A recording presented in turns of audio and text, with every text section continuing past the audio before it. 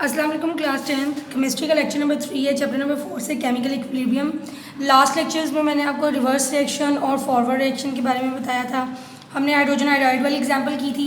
आज हम इसी को नेक्स्ट फर्दर स्टडी डिटेल से करेंगे कैल्शियम ऑक्साइड कैल्शियम कार्बोनेट वाली एग्जाम्पल के साथ। क्या होता है? Calcium oxide react with carbon dioxide and form calcium carbonate as a product. This is a combination reaction और फॉरवर्ड रिएक्शन।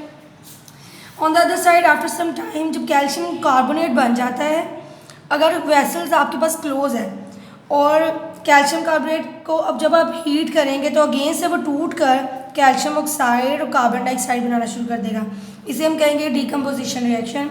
ऊपर वाला कम्बिनेशन रिएक्शन जिसमें कैल्शियम कार्बोनेट बन रही है, वही कैल्शियम कार्बोनेट कुछ टाइम के बाद टूट कर दोबारा से कैल्शियम ऑक्साइड और कार्बन डाइऑक्साइड बनाना शुरू हो जाएगी। क्योंकि ये टूट रही है, ब्रेक डाउन हो रहा है, तो इसे हम डीकम्पोजिशन रिएक्शन और रिवर्स रिएक्शन कहेंगे। तो हमारे पास क्या था? हमारी डीकम्पोजिशन यानी कि जो टूट रहा है is reverse to combination reaction, यानी कि दोनों एक दूसरे का उल्ट है, रिवर्स है, इसलिए इस रिएक्शन को रिवर्सल रिएक्शन भी कहते हैं। एज अ होल जब हम इक्वेशन को लिखते हैं तो हम कैसे लिख सकते हैं? ऐसे कैल्शियम कार्बोनेट, ठीक है, ये पहले डीकम्पोज होगा, ठीक है, फॉरवर्ड रिएक्शन में ये भी डीकम्पोज हो रहा है और क्या बना रहा है? Calcium oxide plus carbon dioxide. कुछ देर के बाद जब कैल्शियम ऑक्साइड और कार्बन डाइऑक्साइड की क्वांटिटी ज़्यादा हो जाएगी, दोनों एक दूसरे के साथ कंबाइन होकर दोबारा से रिवर्स रिएक्शन में कैल्शियम कार्बोनेट बनाना शुरू कर देंगे। अब हम इसे किस तरह स्टडी करेंगे? इनिशियली मतलब स्टार्ट में, शुरू में only decomposition reaction take place. Decompose mean इसका टूटना, जिसे हम क्या कह रहे हैं? Forward reaction. After a while यानी कि कुछ देर के बाद CaO calcium oxide combine with CO2 carbon dioxide and reverse reaction take place, यानी कुछ देर के बाद ये मिलकर कैल्शियम कार्बोनेट बनना शुरू हो जाएगा और इसे हम कहते हैं रिवर्स रिएक्शन। अच्छा, हमने फॉरवर्ड और reverse reaction in other sense decomposition और कंपोजिशन रिएक्शन में पढ़ लिया है।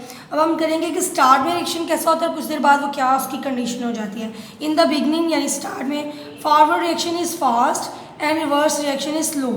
फॉरवर्ड रिएक्शन यानी डीकम्पोजिशन रिएक्शन फास्ट होगा क्योंकि उस वक्त रिवर्स रिएक्शन की जो प्रोडक्ट्स हैं वो भी नहीं बनी होती, और रिवर्स रिएक्शन क्या होगा? Slow.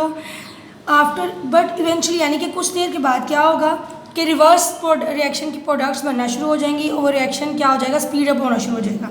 But eventually the reaction reverse reaction speed up. Start में फॉरवर्ड रिएक्शन फास्ट होता है लेकिन रिवर्स रिएक्शन स्लो, लेकिन कुछ देर के बाद रिवर्स रिएक्शन स्पीड अप हो जाता है और after some time both reaction goes on at the same rate.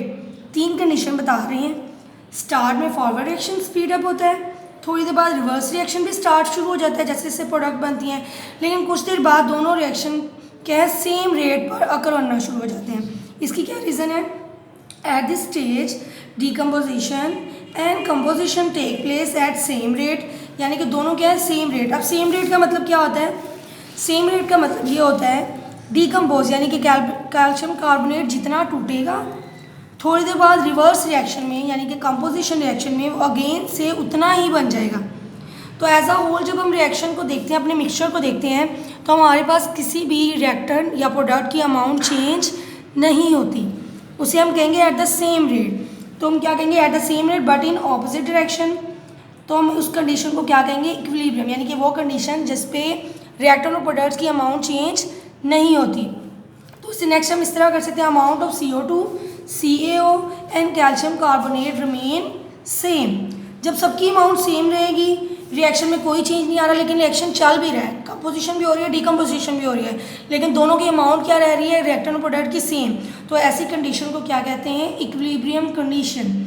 In other sense जब हम इक्विलिब्रियम का वर्ड सुनते हैं तो हमारे माइंड में क्या आता है? Word balance. कि इक्विलिब्रियम का मतलब क्या होता है कि हमारी इक्वेशन क्या है? बैलेंस पे चली गई है, दोनों साइड पे क्वांटिटी क्या होगी? ऑलमोस्ट सेम है, चेंज नहीं हो रही। नेक्स्ट इक्विलिब्रियम की कंडीशंस के बारे में फर्दर स्टडी करेंगे नेक्स्ट लेक्चर में। Thank you students.